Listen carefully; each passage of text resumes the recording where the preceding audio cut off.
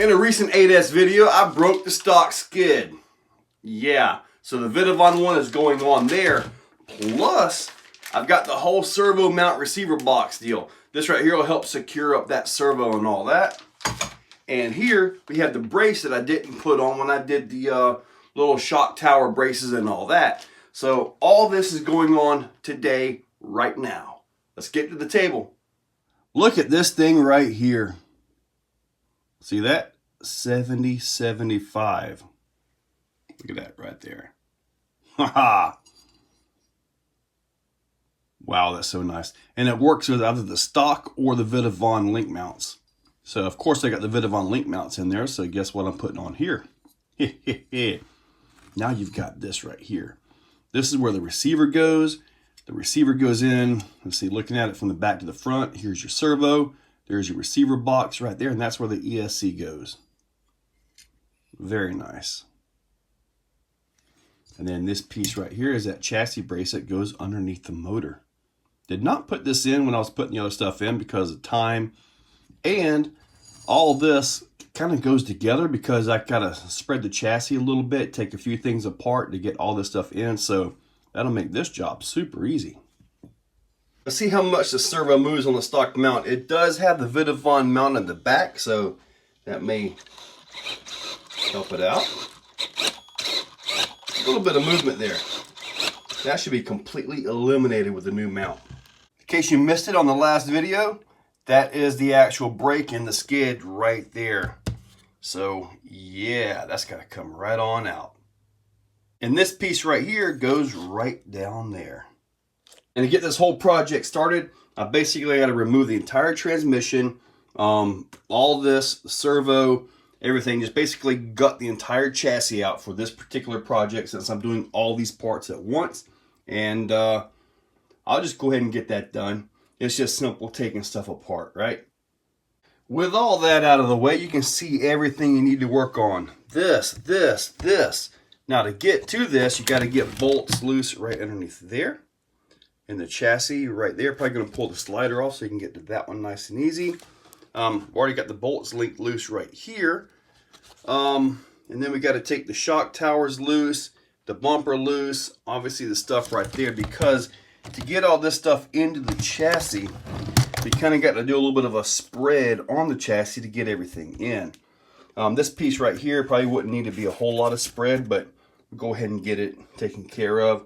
This right here as well. So bumper assemblies comes off, everything gets loosened up, and time to get to work. Okay, so having all this stuff loose like this really makes things easy to get to, but also makes kind of a crazy mess, things wanting to move all the way around, so be prepared for that. You can see the chassis, I can flex that out. Might take it loose right back here, just one side, just to give a little bit more chassis flex so I can work this thing around. What I did was I loosened the bolt here and here, here and here. I didn't take them all the way out, but now you can see I got plenty of room to easily move stuff around. So just simply going to ease all that out. Oh boy, that's that two-piece chassis. Can we extend the wheelbase on this thing? Make like a 6x6? No, not going to do that. Just simply going to work on all this stuff, get it loose. With this out, things really come loose. Holy moly, it's like a disaster area. There we go, guys. Looks like a complete direct fit, complete with the alignment tabs. Very nice. Yeah, that right there served me well, but it is out of here now. With the link mounts bolted in place, a little bit of blue thread lock on there. It is ready to go in along with this, which I got to take the bolts out and get that set up to go in. That right there is ready to go in. My table is a disaster. Oh boy, time to get back to work. There we go, guys. Putting all this back in would have been a lot easier if I'd done just one part, you know, for this particular shot. And then this part right here, I kind of mixed up some of my screws. But anyway, everything is all in and set. I changed a little bit of suspension on it. Moved the back ones to the upper middle, and then same up here at the front. And the reason is I wanted to get a little more caster on the front end. So that is about all you're going to get right there. If not, you'll get into spring and all that. So that gives a little bit of a caster on the front, which should make it handle better, especially at high speed and on the trail and all that. So that's kind of what I'm after, you know, since I kind of like speed with this thing for some reason. But anyway, the rest is just simply putting all the stock stuff or my parts and all back into here, and we are pretty much ready to go. Well, okay, let's go ahead and check for some servo flex. How awesome is that? Wow. Now I get to clean up my mess, get everything tidied up, and hopefully get this thing out for a drive soon, hey? Right? Hey.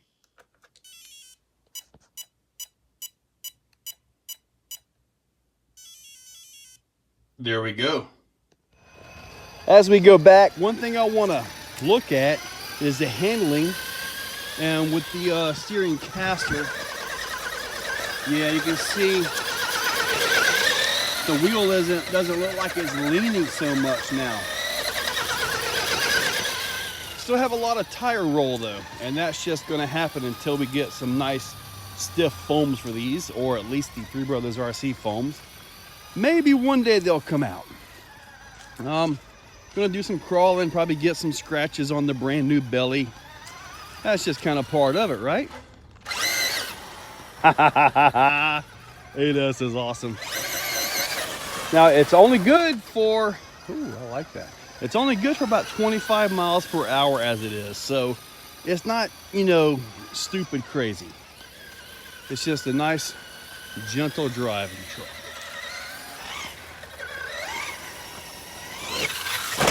Yeah, simple, easy. The handling is better. I gotta tell you guys, the turning is better with a more caster on there. So that's a good thing. And believe it or not, it runs really good on this system. Really good. Yeah, nice, simple. Beautiful handling truck.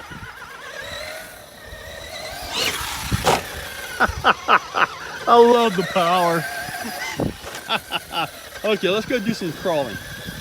I tell you guys, who would have thought when the MMX 8S came out, the XLX2 can also do this. Who would have thought we'd be legit crawling with 8S systems like this? Not me. Now we are in first gear, so crawl control is going to be fantastic. I already know it. And I've run enough systems in this to be able to tell you guys what's going to work and what's not going to work, except for those times when I'm completely surprised at what does work that I didn't think would work. Hopefully that makes sense. All right. Now the 8S system is driving really good. Got nice hold on it. I'm going to simply go right over through here. Let's see if I can get myself into better position. Crawl right up through there. Now with all the mods on the steering, the servo, the mount, the axle housings, everything has just got my steering on point right now. So yeah guys, awesome. A little more crawl. Man, you can just see all the shiny Vitavon in here. Wow, this thing is really turning out great. You know, another YouTuber, CCRXRC, Tony, when I got this, he says, "You're going to like it." And I'm like, man, I don't know. It's so huge and it's like, ugh, I just don't know. He was right. This thing, it is awesome. Every mod has just made it better. The number one mod you can do to this though is the steering. And as far as the steering goes, axle housings, or Vitavon's got the new knuckles and all that, the C-hubs that you can bolt to the stock housings and take away the flex at the panhard mount. And then you get those, you get the Panhard mount shock towers up front, and you're pretty much good to go. Then if you want to take it one step further, just get the mount that we just put in up front on the steering, and you'll have a really, really good setup, guys. Oh, wow. This thing is crawling like it's got the FOC. I guess it's that 8S stuff just really pulling through good. Wow. See if I can get past this without falling off. That's really narrow right there. Oh, better stay in the camera view, huh? There we go. Guys, this thing is driving like it's got the FOC. I'm barely putting any input into the throttle. It's just crawling. 8S. Who would have thought 8S would be so awesome in a crawler? Granted, I did try to crawl the X-Max when I first got the XLX2 in there. Actually, no, it was the Mamba Monster X 8S. I did try to crawl that. Wow, that's nice. I'll have these pipes put in place here in a few days, so I'm gonna go ahead and make use of them as best I can. They will go into the track to kind of line some parts of the track, so we'll go ahead and see what we got here. Super easy. Even backwards.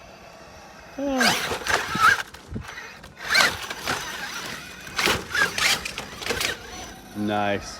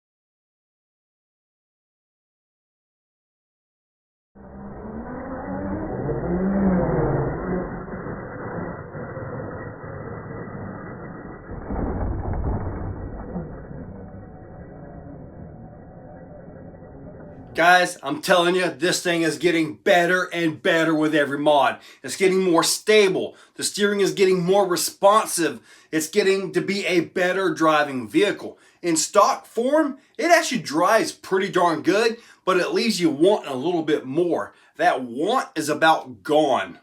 If you guys have commented in the other 8S video where I broke the skid and all that, how much do you have in it? How much do you have in it?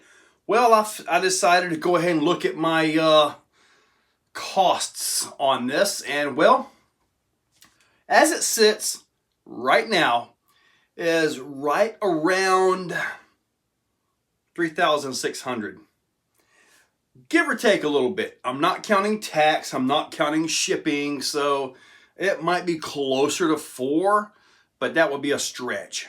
But I mean, there's still a few more things I got to do to it as well. A few more things.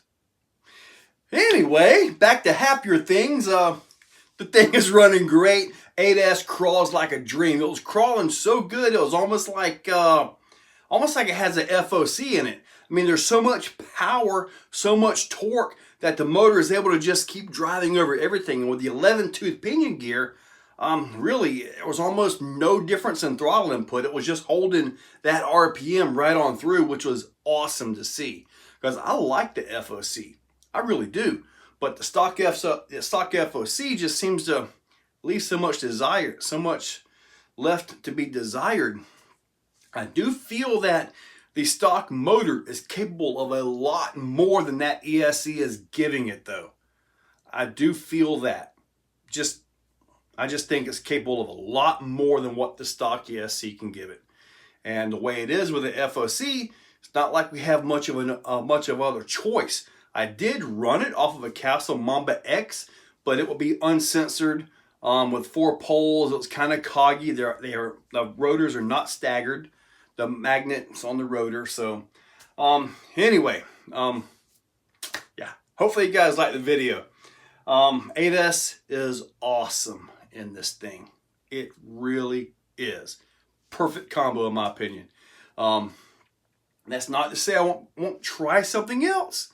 I might try the 1/8 system in it again. I might try a whole different motor. Gotta see, right? Anyway, guys, check that description. We'll put links to all this stuff down below. There's a lot of Vitavon in here. All the Vitavon parts have just been flawless on here. Really love them. I'll link the power system, the servo, everything down below. So guys, make sure you check that out. So guys, check that description. Use those links. Make sure you subscribe. Give it a big thumbs up. And thank you all for watching. Guys, if you like what you see, hit that like button, hit that subscribe button, and ring that bell. So in the description, there's a link to become a channel member. If you want to become a channel member, it's a very simple $2, $5, $10, or if you really got some money, $25 a month. It's a simple way to support the channel. So get that, and I am doing monthly giveaways for members only, so you might want to consider it. So guys, use those links, make sure you subscribe. Thank you all for watching.